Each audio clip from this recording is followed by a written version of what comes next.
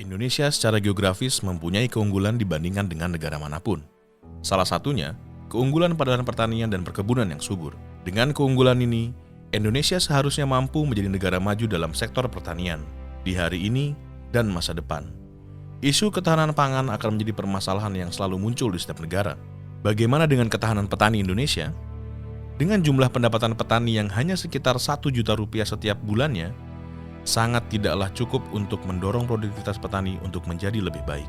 Rendahnya nilai tukar yang dimiliki petani menjadi faktor yang menakutkan bagi generasi muda pedesaan untuk ikut bertani. Mereka lebih memilih bekerja di perkotaan untuk mendapatkan pendapatan yang lebih tinggi. Maka, bagaimana meningkatkan ketahanan pangan nasional jika petani kita tidak berdaulat dan memiliki kesejahteraan hidup yang rendah?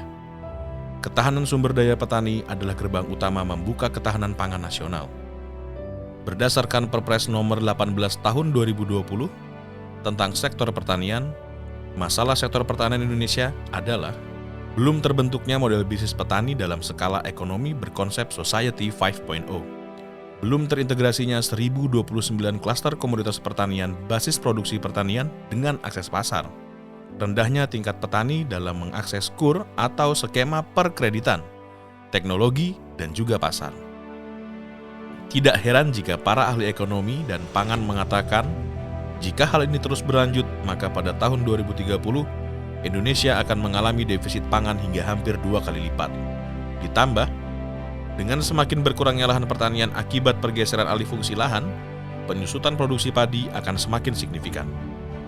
Ketahanan pangan diperlukan untuk mewujudkan sistem ketahanan pangan mandiri dan berkelanjutan, menjaga swasembada karbohidrat dan juga protein, meningkatkan nilai tambah komoditas pertanian, serta meningkatkan kesejahteraan petani. Jumlah pinjaman KUR yang tidak sesuai kebutuhan menyebabkan petani kesulitan untuk mengembalikan kewajibannya. Hal tersebut menyulitkan petani untuk mendapatkan akses pembiayaan bank. Rantai pangan dalam menyikapi situasi pertanian hari ini menawarkan solusi atas permasalahan petani Indonesia pada umumnya. Kami memberikan peluang yang lebih baik bagi petani untuk meningkatkan kesejahteraannya dengan cara memberikan kemudahan aksesibilitas ke lembaga pembiayaan dengan cara yang sederhana. Memberikan pengalaman bertani dengan teknologi IoT dengan cara yang modern, mudah, dan menarik. Memberikan jaminan akses pasar dengan harga yang kompetitif untuk menyerap hasil produksi petani. Memberikan kesempatan pada petani untuk meningkatkan nilai tambah komoditas pertanian karena terhubung langsung dalam rantai ekosistem.